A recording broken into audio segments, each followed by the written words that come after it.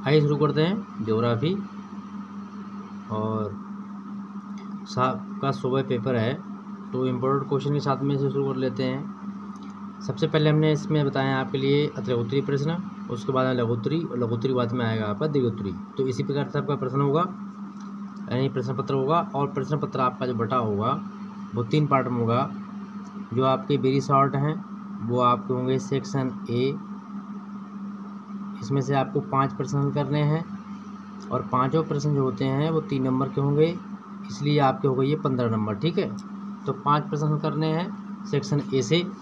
तो section A में जो इम्पोर्टेंट क्वेश्चन है वो देख लेते हैं। पहला है भौतिक भूगोल का जनक किसे कहा जाता है। वेरी मोस्ट इम्पोर्टेंट क्वेश्चन है ये। किस काल को भौतिक भूगोल का स्वर्णिम युग कहा जाता है, इससे भी अच्छे से पढ़ लीजिएगा।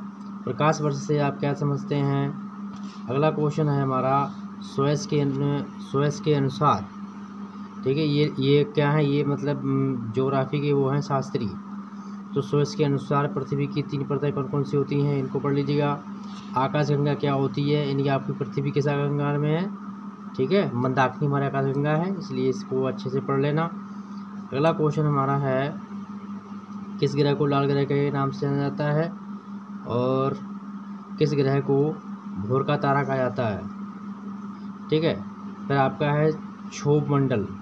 ठीक है, सौर मंडल से आपका क्या अभिप्राय है, यानी सौर मंडल किसे कहते हैं, आपने पढ़ा होगा। सूर्य के परिवार को ही हम सौर मंडल कहते हैं। डेली के अनुसार, ठीक है, डेली के अनुसार पृथ्वी की 3 परतें कौन कौन सी हैं, सभी ने अलग अलग बताई, आप बताएंगे। इसका आंसर आपको 75 शब्दों में देना है। भौतिक भूगोल की परिभाषा दीजिए, वेरी मोस्ट इम्पोर्टेंट क्वेश्चन है ये। फिर आपका आता है भौतिक भूगोल की शाखाओं के नाम बताइए। ठीक है, ये इम्पोर्टेंट क्वेश्चन है काफ़ी आपके। अब हम शुरू करते हैं आपका सेकेंड पेज। अगला क्वेश्चन हमारा है इसी में, होम्स ने महाद्वीपों की विस्थापन के लिए किस प्रकार का सिद्धांत प्रतिपादित किया है। तो ये हैं होम्स ने महाद्वीपों के विस्थापन के लिए किस सिद्धांत का प्रतिपादन किया, ये बताना है आपको। क्वेश्चन इंपॉर्टेंट है ये। संयोजन पर आधारित 2 सिद्धांतों तथा अनेक प्रतिपादकों के नाम लिखिए। ठीक है, यानी कि उनके प्रतिपादकों के नाम, अनेक नहीं, उनके जिन्होंने सिद्धांत बनाए हैं। गुरुत्वीय विसंगति से क्या समझते हैं आप, या इससे क्या अभिप्राय है। वेरी मोस्ट इम्पोर्टेंट क्वेश्चन है ये आपका।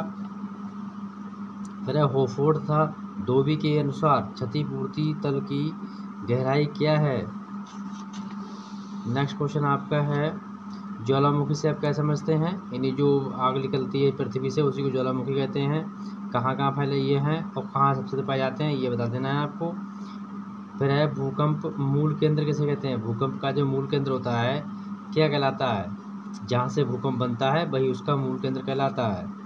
प्लेट शब्द का प्रयोग सर्वप्रथम किस विद्वान ने किया था। प्लेट शब्द का प्रयोग सबसे किसने किया, उसका नाम आपको देना है। फिर है मॉर्गन के अनुसार मुख्य प्लेटों की संख्या कितनी होती है, किन्हीं 2 प्लेटों के नाम लगाइए, बताइए। ठीक है, अगला क्वेश्चन है ये आपका अंगारा लैंड में कौन कौन से भूखंड सम्मिलित थे। ठीक है, तो अंगारा लैंड में सबसे अधिक गर्मी कहाँ कहाँ पाई जाती है। फिर आपका क्वेश्चन है भू संतति क्या है। आइए देखते हैं इसके आगे और क्वेश्चन। शैल क्या, यानी कि चट्टान क्या है, वेरी मोस्ट, बहुत ही अच्छा क्वेश्चन है ये। शैल चट्टान किसे कहते हैं, जिसमें अग्नि चट्टानें होती हैं, रूपांतर चट्टानें होती हैं, इस तरीके से। ठीक है, फिर पृथ्वी के धरातल पर सर्वाधिक विस्तार किन चट्टानों का पाया जाता है, इसे आप पढ़ लीजिएगा, वेरी मोस्ट क्वेश्चन है ये। फिर भ्रंश कगार क्या कहलाता है, भ्रंश घाटी है, ये क्या होती है, इसे आपको बताना है। ठीक है, अगला क्वेश्चन आपका है मृदा परिच्छेदिका से आप क्या समझते हो, ये बताइए। चट्टानों को प्रकार लिखिए, जिसमें रूपांतर चट्टानें हैं, अग्नि चट्टानें हैं, ठीक है, और मोर्दा चट्टानें हैं। जलोढ़ पंख व जलोढ़ शंकु से आप में क्या अंतर है, इन दोनों में बताना है। फिर नदी विसर्ग से आप क्या समझते हैं, नदी जो विसर्ग बनाती है, मोड़ें बनती हैं, वो क्या कहलाती हैं, क्यों बनती हैं मोड़ें। ठीक है, ये आपको बताना है। फिर है इंशे वर्ग क्या होता है, इसको बताना है। फिर है फ्योर्ड, तट कहाँ पाए जाते हैं, ये तट के नाम हैं, ये आपको बताने हैं। फिर अगला है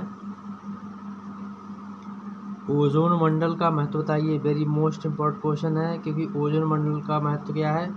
ओजोन मंडल हमें पराबैंगनी किरणों से बचाती है, इसलिए इसका महत्व बहुत महत्वपूर्ण पड़ता है ये।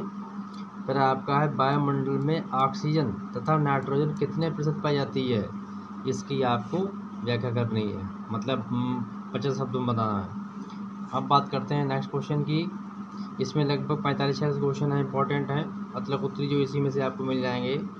और इंग्लिश का पेपर मैंने बताया था, वो पेपर का प्रारूप था हल करने का, ठीक है। कुछ आप लोगों ने कहा कि वो आया नहीं, लेकिन आप क्वेश्चन देखेंगे, क्वेश्चन उसी में से आए हैं। लेकिन जो कल हमने वीडियो अपलोड किया था वो केवल पेपर को समझने का था कि कैसे हमें पेपर हल करना है, वो था उसमें, ठीक है। तो अब इसकी क्वेश्चन को अगला शुरू करते हैं। क्वेश्चन क्या है हमारा कि आयन मंडल की खोज किस वैज्ञानिक ने की थी, उनका नाम लिखना है। इम्पोर्टेंट क्वेश्चन है ये।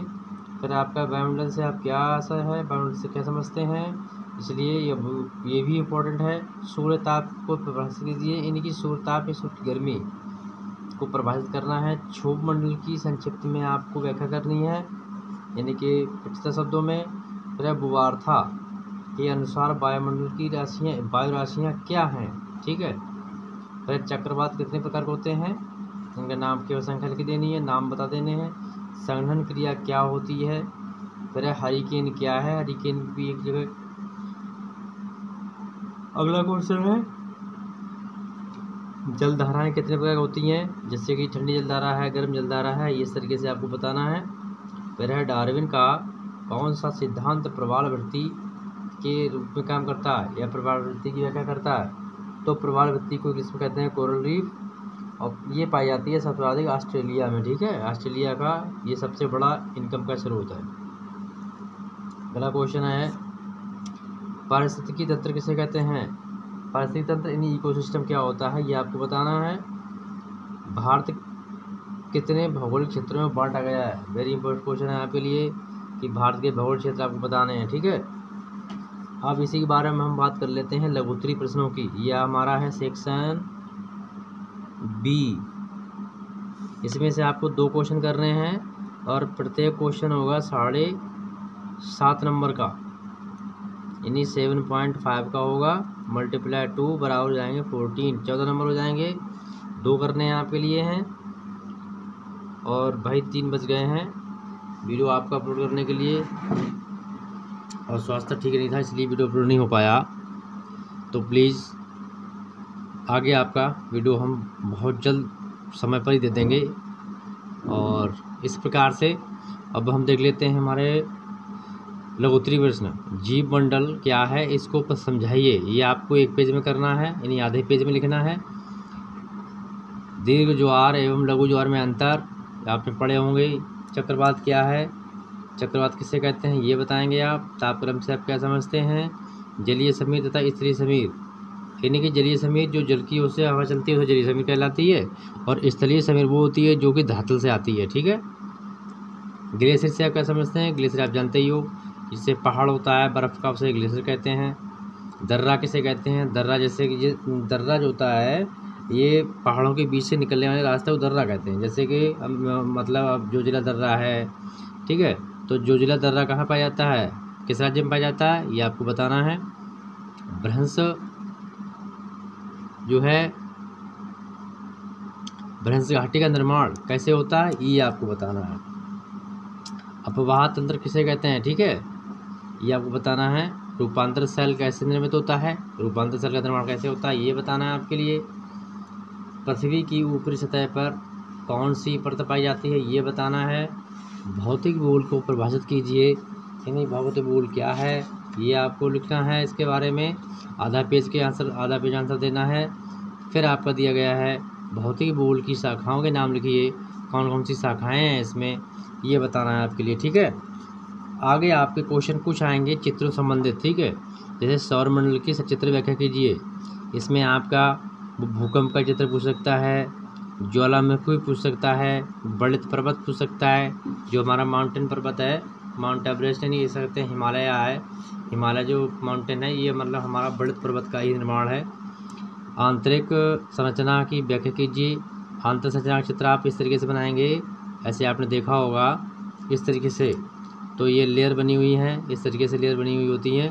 तो ऐसे आप चित्र बना देंगे तो आपको नंबर अच्छे मिल जाएंगे, ठीक है। अब हम देखेंगे हमारे जो क्वेश्चन हैं वो हैं दीर्घोत्तरी। दीर्घोत्तरी प्रश्न आपके 15 नंबर का होगा और ये आपको करने पड़ेंगे 3, ठीक है। 15 नंबर क्वेश्चन होगा, 3 क्वेश्चन पढ़ने पड़ेंगे आपको। 3 का हो जाएगा यानी कि 15 3 जा 45, 45 नंबर का होगा ये क्वेश्चन आपके। और 15 नंबर के आपके हो गए अदले और 15 नंबर के आपको 15 नंबर के हो गए आपके 15 नंबर के आपके हो गए लघुत्तरी, 2 क्वेश्चन। अब ये हम देख लेते हैं इसको क्या है, जैवमंडल क्या है, इसके प्रमुख घटकों की चर्चा कीजिए। प्रवालवृत्ति किसे कहते हैं, मैंने बता दिया। प्रवालवृत्ति अमेरिका ऑस्ट्रेलिया का सबसे बड़ा स्रोत होता है। ऑस्ट्रेलिया में सबसे बड़ी प्रवालवृत्ति पाई जाती है। ज्वार भाटा किसे कहते हैं, व्याख्या कीजिए। ज्वार किसे कहते हैं, भाटा किसे कहते हैं। जल के स्तर को उठने के लिए हम ज्वार कहते हैं और नीचे गिरने के लिए कहते हैं हम ज्वार, मतलब भाटा कहते हैं उसे। शीतोष्ण कटिबंधीय चक्रवात क्या होता है, इनकी जो सर्दियाँ होती हैं उसमें चक्रवात आता है, कहाँ से आता है, उसकी उत्पत्ति कैसे होती है और कहाँ होती है, ये बताना है आपको, क्योंकि चर्चा करनी है विस्तार पूर्वक पॉइंट बना के। वायुमंडलीय दाब को प्रभावित करने वाले कारकों की व्याख्या कीजिए। वायुमंडल के कारक जो हैं कौन कौन से कारक प्रभावित करते हैं।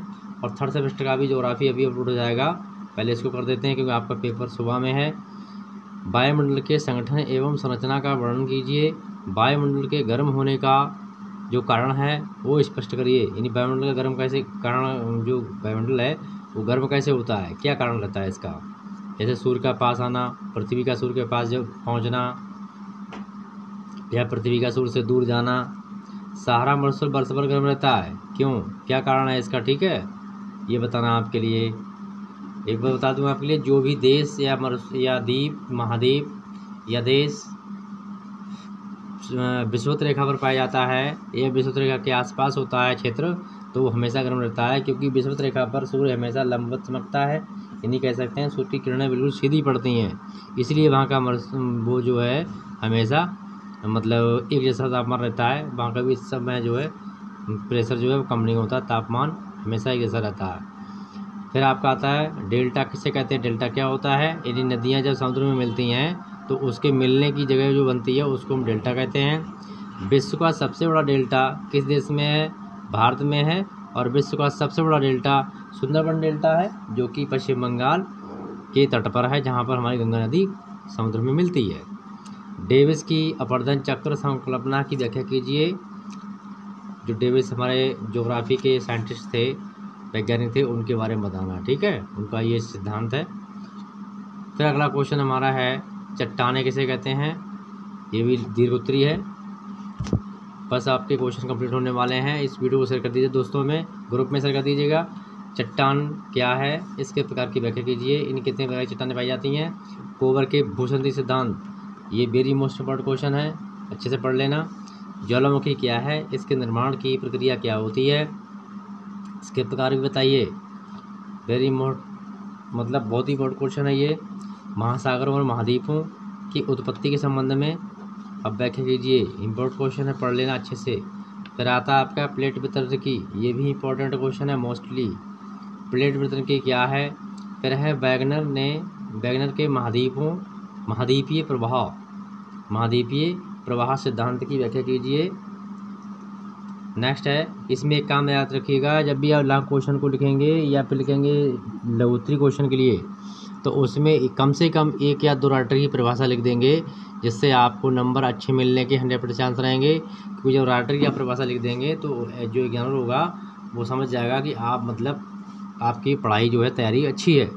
तो आप प्रत्येक लॉन्ग क्वेश्चन में कम से कम 2 राइटर की परिभाषा जरूर लिखें, जिससे आप अच्छे से नंबर प्राप्त कर लें।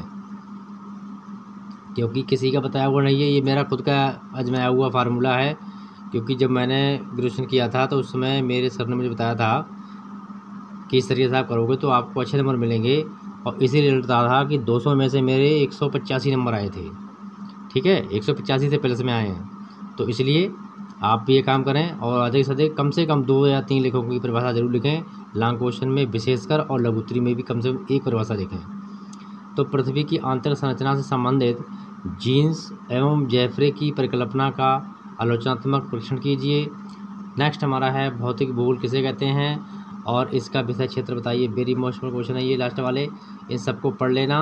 तो उम्मीद करता हूँ कि वीडियो पसंद आएगा तो एक लाइक कर दीजिएगा, शेयर कर दीजिएगा दोस्तों में, और फर्स्ट टाइम हिट करते हो तो सब्सक्राइब कर लीजिएगा, बेल आइकन ऑल पर प्रेस कीजिएगा।